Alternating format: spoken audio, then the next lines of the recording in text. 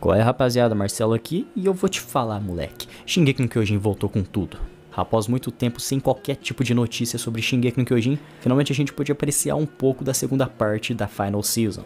E nesse vídeo eu quero citar muitas coisas, principalmente algumas diferenças no mangá e fazer uma pequena review, iniciando pela abertura, principalmente com a banda Sim, que é a banda que tocou nessa abertura. E moleque, que abertura foda que foi essa! A banda Sim é uma banda japonesa de metal alternativo da prefeitura de Kanagawa, que foi formada lá em 2004. O seu estilo musical mistura heavy metal alternativo, hip hop e essas coisas, muita coisa. Eu vou ser sincero, eu nunca pensei que alguma abertura com rock fosse combinar com Shingeki no Kyojin, já que Shingeki no Kyojin passa aquela vibe um pouco mais medieval, pelo menos nas primeiras temporadas. Mas sinceramente eu tava enganado, combinou pra caralho. Essa nova abertura condiz muito com o contexto que tá acontecendo dentro do universo de Shingeki, pois além de ser mais agressiva, ela tem uma letra que faz referências a diversas coisas, principalmente a momentos com a Mikasa. É como se o Eren estivesse cantando essa música, como se ele estivesse atormentado.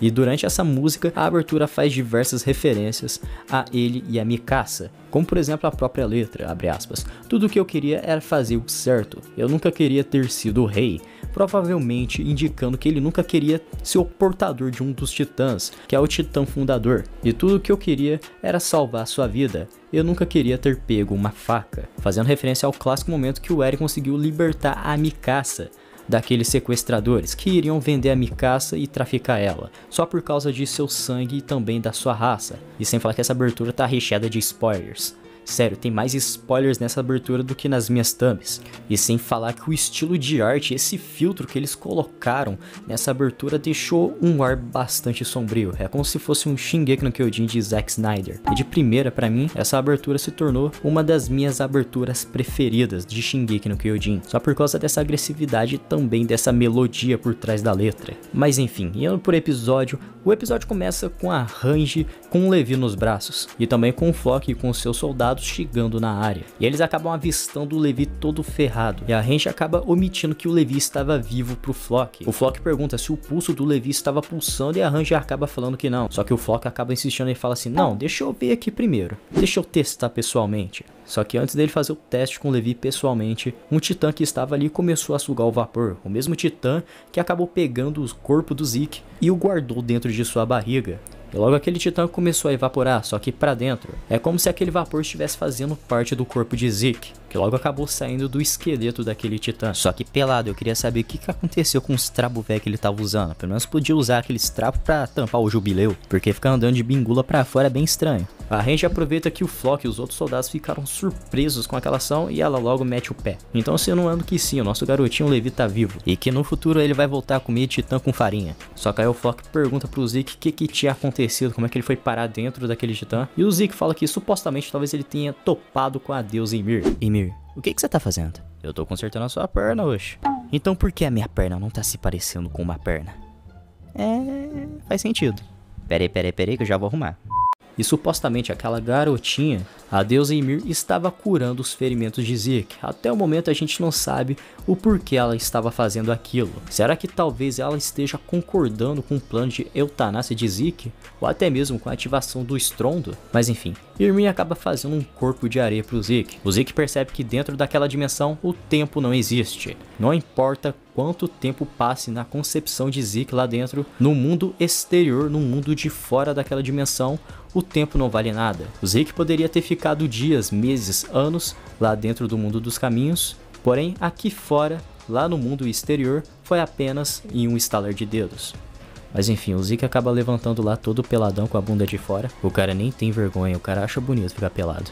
Agora chegando lá na cena em que o Eren tá se transformando no titã de ataque, após aquela emboscada falha do Galliard e da Pieck, a gente pode ver o porco e também algumas cenas adicionais, algumas cenas exclusivas do próprio anime. E essa cena exclusiva começa a ocorrer quando a Pieck pede pro Galliard cortar as correntes, só que ele acaba cortando a mão dela e faz uma cena bastante engraçada, porque eu acredito que ela também não esperava isso, e a mão da Pieck acaba caindo na mão da Gabi, e as duas começam a entrar em desespero. E eu arrisco dizer que foi até mais engraçado no anime, porque no mangá foi apenas 3 quadrinhos. Cortou a mão, ela gritou, ela caiu. E sem falar que alguns ângulos da câmera são bastante fiéis ao mangá.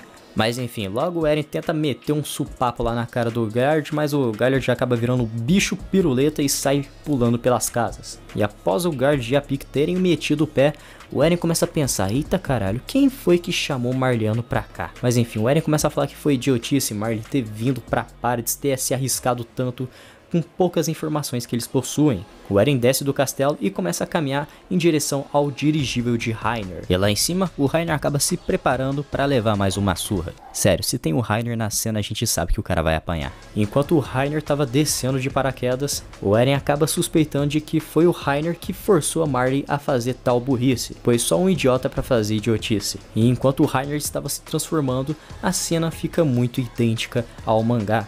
Mas enfim, durante essa cena, a única coisa que pecou nesse momento foi quando o Eren estava caminhando em direção ao Reiner. Sinceramente, eu achei o CGI um pouquinho estranho, mas nada que incomode tanto. Mas enfim, o Reiner desce e meu Deus, velho, que CGI bonito. Dá pra ver que a equipe de Dororedoro marcou uma presença bonita, pois essa cena acaba misturando o CGI com 2D. Quando o Eren tava correndo, aí começa a subir aquela poeira e o Reiner soltando aquele vapor pelos narizes. Ficou tão perfeito que eu pensei que fosse 2D. Sinceramente, ficou muito mais dinâmico. Mas enfim, após o encontro desses dois, a porrada começa a cantar. E o Reiner só leva pedrada. Bem, o Reiner até tenta atacá-lo, até que chega o momento em que o Reiner vai meter um socão de direita no Eren. O Eren se esquiva e mete outro socão de direita na fuça dele. E o Reiner, infeliz com a surra, ele tenta revidar de novo. Mas o que acontece? Ele leva mais um socão, só que dessa vez um soco de esquerda. E fazendo uma breve comparação com o mangá, dá pra ver que essa cena tá mais violenta, tem mais sangue. No mangá nem tem sangue. Enquanto o Reiner estava dando um trabalho pro Eren, o porco chega por trás e tenta pegar ele. Porém o Eren utiliza os poderes do Marcelo de Guerra, mas acabam sendo completamente anulados. O Reiner aproveita o momento para agarrar o Eren e imobilizar ele para que o porco pudesse comê-lo. E nesse momento, meu amigo, que cena bonita. Pois esse titã do Eren da mapa acaba mandando uma imponência que, meu amigo, você acaba tendo medo do titã do Eren. Bem, o Eren consegue utilizar os poderes do martelo de guerra, só que dessa vez em uma área maior. Ele acaba empalando o Galliard e o Reiner ao mesmo tempo. E nesse momento o anime acaba fazendo um close na cara dos personagens. Acaba dando um zoom na cara do porco e é possível ver aquele 2D muito bem feito. Dá pra ver o porco todo acabado. E essa cena acaba passando um peso muito grande, pois parece que os dois estão literalmente mortos. Eles foram espetados e morreram. E sem falar da cara do Reiner, que meu Deus, olha esses detalhes. O anime nos mostra aonde a Pieck leva a Gabi. Ela leva a Gabi de encontro com o General Magath. E lá eles começam a discutir sobre como que eles vão parar o titã fundador de Eren.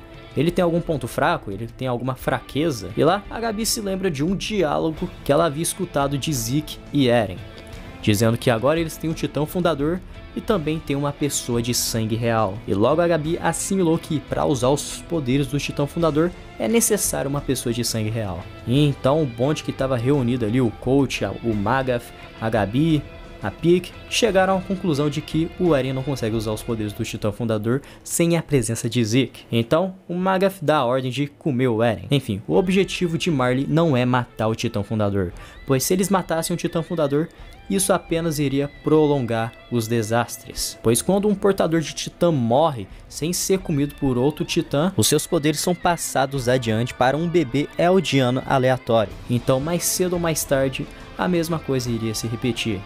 E para dar um fim nisso, eles precisam comer o titã. E enquanto os dois titãs estavam empalados, a Helena manda todos os seus soldados com a missão de proteger o Eren. E quando os soldados estavam se aproximando dos dois titãs para finalizá-los com as suas lanças trovões, os soldados marleanos estavam de tocaia nos telhados. Eles apenas estavam esperando o momento certo de agir. E aqui a gente pode ver algumas cenas exclusivas do anime. Ao contrário do mangá, aqui foi possível ver os soldados de Paredes realmente sendo atingidos. Tem sangue para todo lado. Soldado morrendo adoidado. E enquanto o reforço do Eren estava com trabalho, o Eren levou um tiraço no pote. E por causa desse tiro na cabeça do titã do Eren, o titã do Eren perdeu muito de seus movimentos. O Reiner consegue quebrar um dos cristais de endurecimento do Eren. Ele tira o cristal de endurecimento de dentro do seu corpo para fazer a sua penetração no Eren.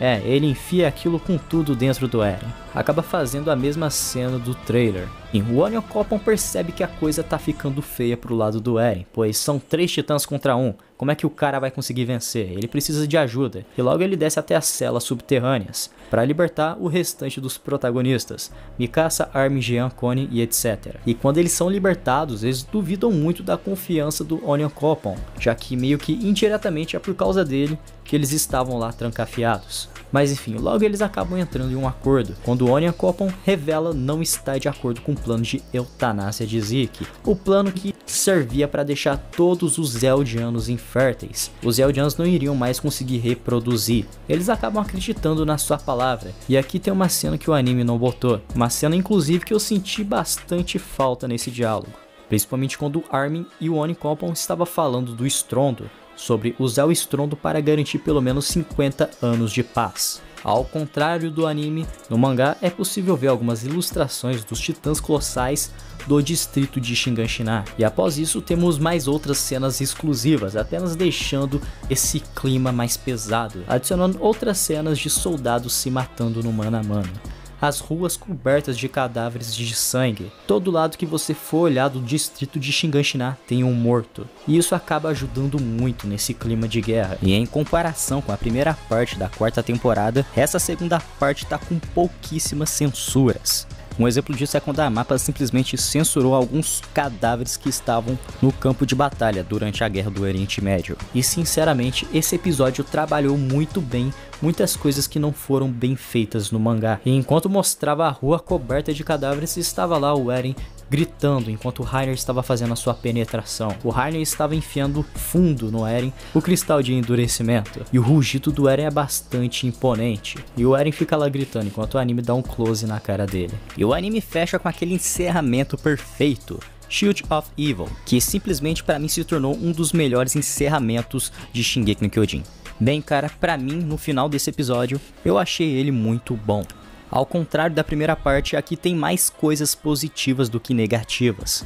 E se tem alguma coisa negativa, são pequenos detalhes que nem chega a incomodar. Vai fazer o que, né, moleque? Tem coisa que dá certo e tem coisa que não dá certo. Agora deixa aí nos comentários o que você achou desse episódio. Você gostou da abertura? Gostou do encerramento? O que você achou da surra que o Reiner levou? E lembrando para você se inscrever aqui no canal e ativar o sininho para ficar por dentro de todo o vídeo de Shingeki no Kyojin. E eu me chamo Marcelo e até o próximo vídeo.